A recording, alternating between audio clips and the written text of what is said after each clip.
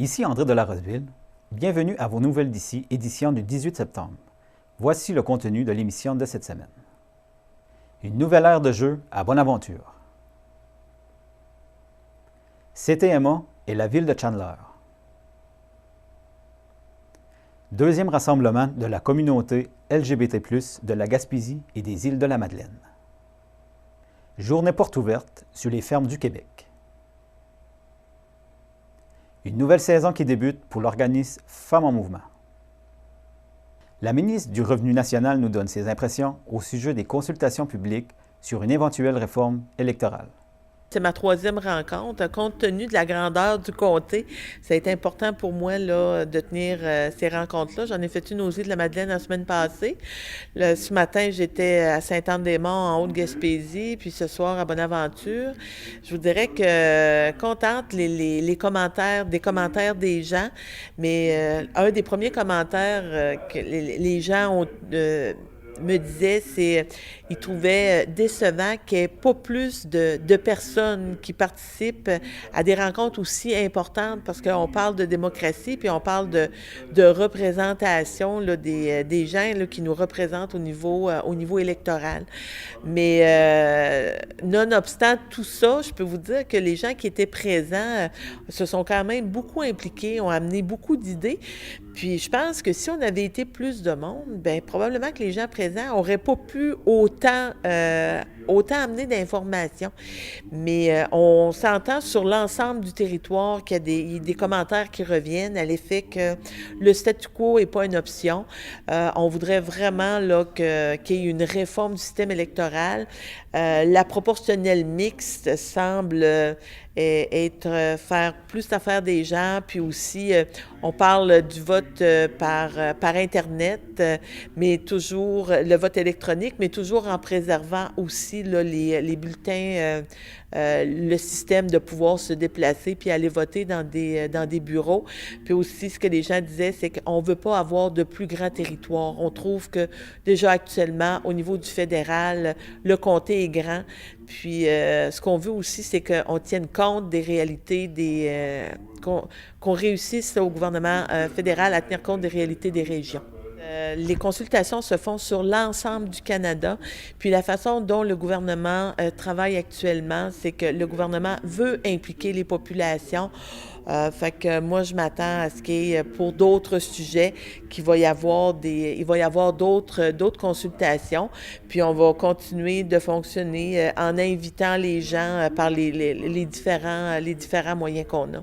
Mais c'est important, moi, je pense que dans une démocratie saine, le milieu doit avoir son mot à dire. Puis son mot à dire, c'est pas seulement à tous les 4 ans en votant pour quelqu'un, mais par rapport à des sujets qui intéressent la population, où on se sent interpellé, bien d'ouvrir, puis d'aller voir, puis d'aller chercher, puis de rester très près du milieu, groundé sur le milieu pour dire qu'est-ce que les gens pensent de ces sujets-là, puis de pouvoir amener ces informations-là pour pouvoir bien les représenter au Parlement.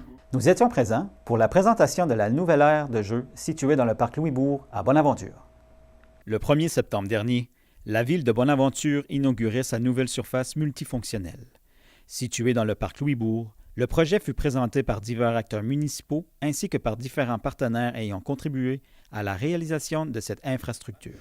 Depuis notre arrivée, nous, depuis 2 ans et demi, pratiquement 3 ans, on cherche à trouver une façon de maximiser les espaces de loisirs pour créer justement un milieu de vie pour nos citoyens. Puis le parc Louis-Bourg est tout désigné pour pouvoir concrétiser nos souhaits. Et l'équipe de la ville aussi souhaite aller dans ce sens-là, puis c'est super apprécié. Puis aujourd'hui, bien là, c'est une étape, je vous dirais, on franchit une étape. Le terrain de balle a été fait, les terrains de soccer sont faits, les terrains de tennis sont améliorés. On regarde la piste d'athlétisme, comment on peut faire ça. Mais la piste multifonctionnelle, la surface multifonctionnelle, c'est-à-dire le deck hockey, c'est pour nous un élément de plus qu'on cherchait à amener en offre de loisirs à nos citoyens. Donc, en partenariat avec, comme à notre habitude avec la commission scolaire, on cherche à faire des développements communs. Puis ça, c'en est un qui vient rejoindre, je dirais, les objectifs de la commission scolaire pour pouvoir donner des activités à leurs jeunes. C'est un projet de 215 000, le projet de la surface multifonctionnelle.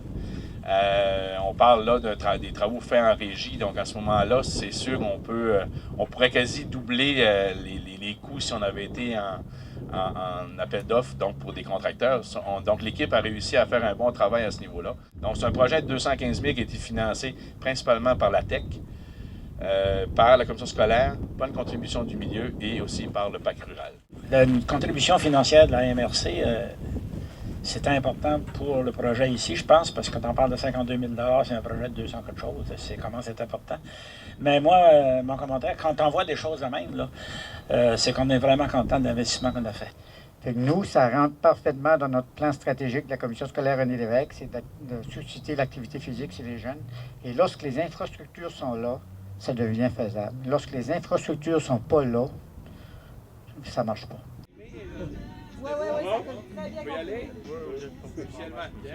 Le samedi suivant, la population fut invitée à essayer la nouvelle surface. Partie amicale et épluchette de Bladine étaient au rendez-vous. Nous y avons rencontré la très sympathique Julie Cyr. Aujourd'hui, on souligne l'inauguration de notre surface multifonctionnelle. Donc, comme vous voyez, on a invité toute la population à venir jouer. Ce matin, il y a eu des matchs pour les tout-petits. Cet après-midi, des matchs adultes. Donc, c'est en collaboration avec le hockey mineur de Bonaventure, les Caïens. En collaboration également avec le Intersport, qui est ici sur place pour montrer des équipements, pour que les gens voient un peu c'est quoi les équipements spécifiques au deck hockey. Dans le fond, le but, c'est de faire connaître la nouvelle surface aux citoyens de Bonaventure. Donc, on est contents. Beaucoup de familles qui se sont joints à nous aujourd'hui pour manger du maïs, manger des hot dogs et puis la température de notre côté. Donc, on est vraiment content de notre activité d'aujourd'hui.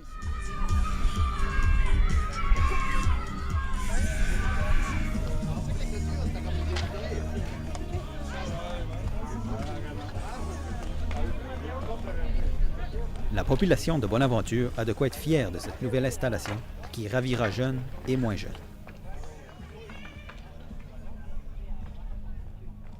La ville de Chandler souhaite une solution temporaire en attendant la fin de contrat avec le CTMA.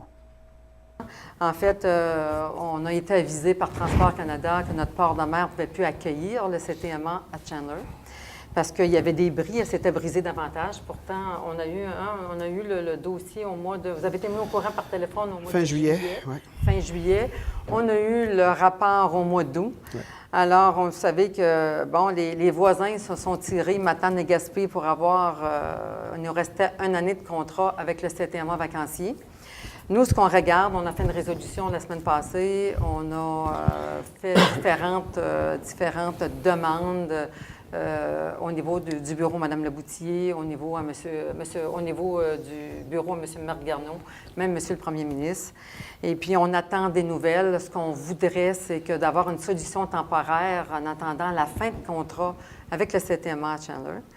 Fait qu'on attend ça. C'est quand même une retombée économique de 300 000 $ dans la région. Mais pour Chandler, c'est une centaine de mille. J'ai parlé à Mme Prévost.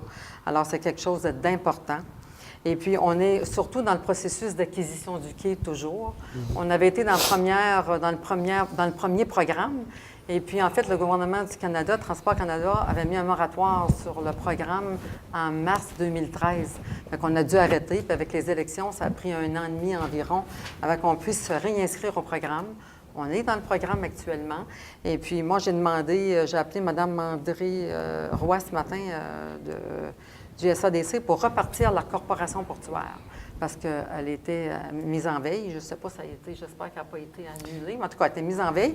Elle va regarder pour la repartir, puis on nommera des gens sur la corporation portuaire pour nous aider à travailler ce dossier-là et pousser parce qu'un port de mer, c'est important. Vous savez, le gouvernement fédéral, le Transport Canada, paye tout. Il paye toutes les réparations du quai, il paye du neuf s'il le faut. Et puis, il paye aussi tous les professionnels qui doivent faire l'étude pour la réparation du quai. Alors, c'est un programme intéressant, puis on ne peut pas se permettre de dire qu'on laisse aller un port en eau profonde, un port qu'en hiver, il ne se fait pas de glace, donc pas besoin d'aide de brise-glace. C'est quand même intéressant, puis ça nous a été donné, en fait, par l'industrie du papier à Chandler. Fait que ça serait un peu irresponsable de dire qu'on ne le garde pas. Quand Transport Canada paye tout, ça ne coûte pas un sou à la ville de Chandler. Alors, très important. LGBT+, de la Gaspésie des îles de la Madeleine, nous parle de leur dernier rassemblement. LGBT, ça veut dire lesbienne, gays, bisexuels, transgenres, puis transsexuels, c'est ça. Le plus, parce qu'on dit LGBT+, ça définit aussi d'autres minorités que peuvent être les queers, les bispirituels qu'on retrouve chez les Autochtones, ainsi que d'autres petites minorités. Donc, c'est comme un acronyme qui couvre toutes les minorités sexuelles puis qui représente la diversité de genre aussi. En fin de semaine dernière, on a eu un rassemblement. C'était le deuxième rassemblement de la communauté LGBT+, de la Gaspésie et des Îles-de-Madeleine. On était une centaine de personnes réunies à Pin-Rouge pour passer une journée et demie à discuter de divers thèmes. Mais en même temps, on a fait une mise en contexte avec les résultats d'un sondage pan-gaspésien qu'on avait fait l'année dernière avec le CIRAD, le Centre d'initiation à la recherche et au développement durable, qui a son siège social au Cégep de Carleton. Donc, ça avait été un sondage vraiment exhaustif sur la réalité de la communauté LGBT+, en Gaspésie et aux Îles-de-Madeleine. C'est la première fois qu'on faisait un sondage sur notre communauté dans une région, et on croit au Québec, c'est sûr, et probablement au Canada. Ça ne s'était jamais fait avant. Et les grandes conclusions qu'on a pu en tirer, c'est que, entre autres, les associations deviennent absolument essentielles. Les associations LGBT+, deviennent absolument essentielles pour permettre de briser l'isolement des personnes, des membres de la communauté, et de leur permettre de faire un pas de plus vers une plus grande inclusion sociale. Et en même temps de travailler avec la communauté en général pour une plus grande acceptation et aussi une inclusion de leur part avec la communauté. On a eu une centaine de personnes qui venaient de toutes les MRC et des Îles-de-la-Madeleine, donc ça, c'est un net succès parce que ce qu'il faut savoir, c'est que sortir comme ça et s'identifier à une activité comme ça demande beaucoup de courage. Même encore aujourd'hui, il y a plusieurs membres de la communauté LGBT+, qui ne le disent pas encore, qui n'ont pas fait leur sortie de placard ou leur coming out, comme on dit souvent, parce que c'est encore difficile. Même si on a des lois qui nous protègent, souvent, plusieurs ont intériorisé l'homophobie ambiante, ce qu'on a entendu à l'école quand on était petit, ce qu'on voyait dans les médias, ce que les gens racontent comme blagues souvent sur les gays ou les lesbiennes. Donc, tout ça, ça freine la sortie de placard. Donc, 100 personnes qui ont décidé de venir à une activité comme ça, c'était vraiment extraordinaire, là. C'était incroyable. Ça a été une belle fin de semaine. On a discuté sur plusieurs sujets qui vont alimenter les plans d'action de l'association pendant les prochaines années. Et on a aussi pu remercier les membres du réseau des alliés et les alliés naturels, c'est-à-dire les personnes non LGBT+, qui contribuent à démystifier la communauté LGBT et à aider à l'inclusion et à l'acceptation. Et ces personnes-là travaillent dans le milieu de la santé, dans le milieu de l'éducation et dans les organismes communautaires. Donc, samedi soir était une soirée consacrée à cette alliance avec nos alliés et on a eu une soirée artistique, culturelle éclatée. Magnifique. Magnifique. Les artistes sous la direction et la conception de Philippe Garon ont littéralement cassé la baraque. Ça a été une soirée absolument magnifique. Oui, vraiment. Comme à chaque année, la Journée porte ouverte sur les fermes du Québec est une belle occasion d'en savoir plus sur le savoir-faire des agriculteurs de chez nous. Une activité gratuite depuis 2003. À l'occasion de la 14e édition de la Journée porte ouverte sur les fermes du Québec le 11 septembre dernier, nous en avons visité 2 parmi les 365 productrices et producteurs agricoles œuvrant en Gaspésie et aux îles de la Madeleine. Notre journée débuta par un tour de tracteur à la ferme Belgimag située à Saint-Alphonse.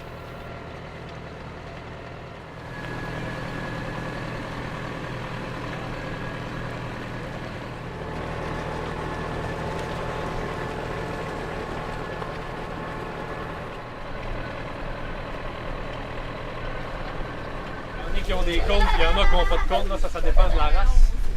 Comme mes Angus, mon taureau et Assaillant, ça veut dire qu'ils n'auront jamais de cônes. J'ai des cimentales qui ont des cônes, on les coupe à naissance. Mais des fois, ça en trouve pareil quand même. On n'a pas le choix de les couper parce qu'on est pénalisé quand on les vend. Puis aussi, c'est moins dangereux pour nous aussi quand on manipule les animaux. Bonjour, moi je m'appelle Alexandre Cyr. Je travaille sur la ferme de mes parents, qui est Marc Cyr et Gaby Leblanc. La ferme Belgimag, qui produisent dans le fond de la vache de boucherie. Puis ensuite, qui sont membres de la coop Bœuf Gaspésie. Ils produisent environ 60 bouvillons par année. Puis on a décidé de faire les journées portes ouvertes cette année pour pouvoir montrer notre ferme, montrer notre passion de ce qu'on vit, puis ce qu'on aime faire, puis toutes les tâches de tous les jours d'un agriculteur, puis comment que nous on fonctionne, puis tous les bâtiments aussi, comment que c'est tout organisé, puis les races de vaches qu'on a, puis tout ce qui entoure la ferme globalement. Je veux dire, on va faire découvrir des passions au monde, puis je veux dire, le but c'est de faire voir ce que les gens voient juste au magasin, dans le fond. C'est beau qu'ils voient un bœuf au magasin, mais combien qui est fait, comment il est produit, qu'est-ce qu'il mange, puis qu'est-ce qu'il a fait, puis tout ça, c'est un peu ça le but aussi de la journée, des journées portes ouvertes. Mon grand-père a acheté ça dans les années 50, puis ensuite, là, mon père a été intéressé, puis il a décidé d'embarquer avec lui. Ils ont grossi tranquillement, pas vite. Acheté des vaches un peu à chaque année. Après ça, là, mes parents ont acheté la ferme à mon grand-père, il y avait à peu près 50-60 vaches, puis ensuite ils ont monté à 100. Puis là, moi, je suis ici depuis 3 ans à temps plein avec eux, puis je souhaite reprendre ça un jour. On a 100 vaches, 100 vaches veaux. Ils ont chacun un veau par année. Puis on produit aussi 60 bouvillons pour Bœuf Gaspésie. Après la visite de cette belle ferme bovine, nous nous sommes rendus à Bonaventure pour y découvrir la production d'un autre aliment très populaire auprès des Québécois, la pomme de terre.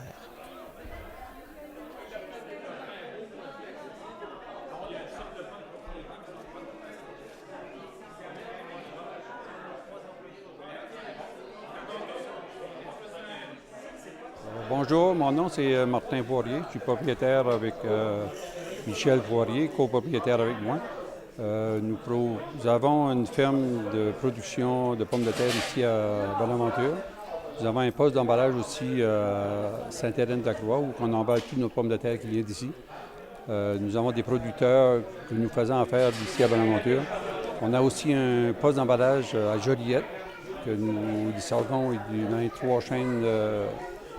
Dans les 3 grosses chaînes, sur Métro, Loblaw et IGA. Nous fournissons aussi le Bas-Saint-Laurent via Bonaventure. Bonjour, mon nom est Jean-François Chabot. Je suis agronome et je suis moi qui est responsable de production à la ferme Patasol de Bonaventure. La ferme Patasol cultive environ 80 hectares de pommes de terre chaque année. On a aussi en rotation de l'avoine, du soya, pour environ 150 acres chacune. Et puis l'équivalent de pommes de terre en culture d'engrais verts. La ferme Patasol cultive bon an, mal an 8 variétés de pommes de terre qui vont être écoulées là, sur 365 jours dans la région de la Gaspésie. On parle de Maria-Gaspé. Et puis depuis quelques années, on a des parcelles d'essai où on essaie d'identifier des variétés de pommes de terre qui vont être intéressantes pour le futur, pour la ferme ici et puis pour les consommateurs. En 2016, on parle d'une parcelle qui contient 64 nouvelles variétés de pommes de terre. On espère trouver la perle rare qui va être distribuée dans les prochaines années. La production agricole, tout un monde à découvrir. Et comme le dit le slogan de l'UPA, pouvoir nourrir, pouvoir grandir. Pour terminer, l'organisme Femmes en Mouvement nous parle de leur nouvelle programmation pour cet automne. Bonjour, Madame Hélène Morin. Bonjour. Pouvez-vous nous expliquer un peu c'est quoi au juste Femmes en Mouvement? Oui, c'est un organisme communautaire. C'est un organisme qui travaille avec les femmes, un peu comme une maison des jeunes. Hein? Quand on parle de maison des jeunes, on sait plus de quoi il est question. Donc, les Femmes en Mouvement, c'est un lieu où on fait plein d'activités. On est autonome, donc on est géré par un conseil d'administration où ce sont des femmes de la communauté qui siègent. Donc, c'est un organisme communautaire. Et dans cet organisme-là, donc à Femmes en Mouvement, on offre plusieurs activités. En fait, on a 3 volets d'activités. Le premier volet, c'est plus les services individuels. Donc, une femme qui vit une situation difficile, qui a besoin d'informations, peut appeler au centre, peut venir au centre, puis là, on peut l'accompagner. On peut, avec elle, voir les solutions pour régler le problème qu'elle rencontre. On a aussi un centre de documentation où les femmes peuvent venir chercher de l'information. On peut faire de l'accompagnement si elles vont à l'hôpital et qu'il se passe quelque chose, qu'elles ont un problème, qu'elles ont de la difficulté à se faire entendre par le médecin. Donc, on peut les accompagner dans ces moments-là. Donc, ça, c'est des services individuels. On a le volet activité éducative. Donc là, des ateliers sur tous les sujets, là. Ça peut aller sur l'histoire, ça peut aller sur comment on change un pneu d'auto. Là, hier, on avait un atelier sur les conserves, donc comment conserver les légumes pour la période hivernale. Donc, on a vraiment des sujets, 1001 sujets. Et ça part des demandes des participantes. Puis, on a un troisième volet où là, c'est plus l'action collective. Donc, c'est un volet où on lutte pour nos droits. Donc, s'il se passe quelque chose au niveau provincial, que ça touche directement les femmes, puis qu'on a une position à prendre, qu'on veut débattre, qu'on veut dire ce qu'on veut, nous. Donc, ce volet-là sert à ça. On pense tout de suite aux manifestations, mais il n'y a pas juste les manifestations. Donc, on fait vraiment plusieurs choses là, par rapport à ce volet-là aussi. OK. Puis ça a débuté en quelle année environ? Ça a débuté en 1980. On a 35 ans. On a eu 35 ans l'année passée. Donc, ça fait 35 ans que Femmes en mouvement existe et qu'on travaille avec les femmes de notre communauté. Oui, on n'est pas si jeune que ça, finalement. Oui. Je ne pensais pas que ça faisait aussi longtemps. Oui. Puis c'est quoi, en gros, vos activités pour cet automne? Pour cet automne, bien d'abord, je pourrais peut-être montrer ça. C'est ce qui est paru dans le Publisac il y a déjà une semaine. Donc, les femmes l'ont peut-être vu, certaines l'ont sûrement gardé. On retrouve l'ensemble des activités sur cette programmation-là. On a des nouvelles activités cet automne, entre autres un comité qui va permettre aux femmes de travailler à l'amélioration de leurs droits. Donc, on sait que plusieurs vivent des difficultés, vivent de plus en plus de pauvreté, entre autres à cause des décisions du gouvernement Couillard. Puis, on a remarqué que les femmes se sentent comme dépossédées de leurs droits.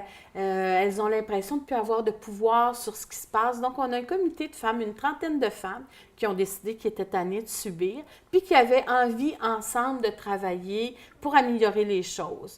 Donc, on ne sait pas encore ce qui va se passer. On sait que toutes les femmes sont invitées. Chacune a des connaissances particulières. Donc, on cherche des femmes qui font du tricot, de la couture, qui écrivent des chansons, qui jouent de la guitare, Donc, 1001 savoirs parce que tout ça, ça va servir lors des activités que ce comité-là va décider de faire.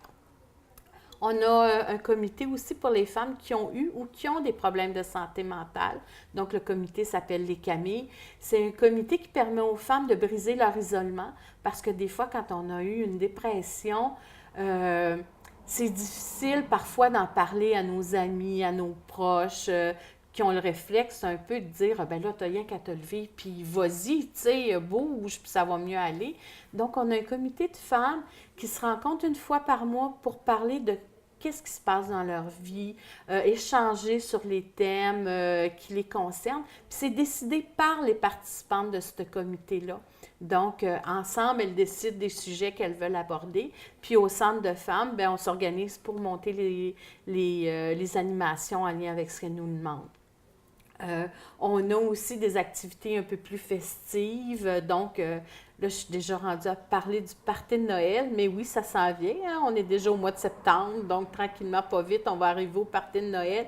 Puis habituellement, c'est une belle fête où on se réunit tout le monde ensemble. Il y a un beau souper, on joue, on danse, on chante, parce qu'il faut aussi que les choses se passent dans la joie. Il faut avoir du plaisir, sinon, si on est toujours en train de pleurer, je veux dire, on n'est plus capable de bouger. Donc, on veut que les choses se passent dans la bonne humeur. Fait qu'on essaie de travailler à ça. On a une journée qui s'en vient avec le collectif Gaspésien pour un Québec sans pauvreté. On reçoit une dame qui s'appelle Viviane Labrie. C'est une femme qui vient de Québec. C'est grâce à elle qu'on a eu la loi de lutte contre la pauvreté au Québec. Donc, elle va être ici le 18 octobre. Les femmes qui souhaitent participer à cette rencontre-là, c'est gratuit. On juste appelé à Femmes en mouvement, ça va être vraiment intéressant. Puis, on va rencontrer des gens de toute la Gaspésie, puisque tout le monde est invité à participer à cette activité-là. Donc, ceux et celles, en fait, qui veulent plus d'informations, peuvent nous appeler à Femmes en mouvement pour avoir plus d'informations là, sur nos activités régulières pour peut-être venir faire un tour un moment donné et puis découvrir le centre de femmes. Je peux peut-être, avant de finir, laisser le numéro de téléphone. C'est le 418-534-4345. On est ouvert du lundi au jeudi inclusivement. Puis parfois, on a des activités la fin de semaine aussi. Donc... y a-t-il une adresse aussi courriel qu'on peut vous rejoindre? Oui, mais comme l'adresse est un peu difficile, je ne la donnerai pas en ondes parce qu'on risque d'y passer encore une demi-heure. Okay. J'invite plus les femmes à nous téléphoner. On a une page web, on a une page Facebook, puis un site web aussi, donc elles peuvent nous trouver là, à Femmes en mouvement. Bien, merci beaucoup, Mme Morin. Merci à toi.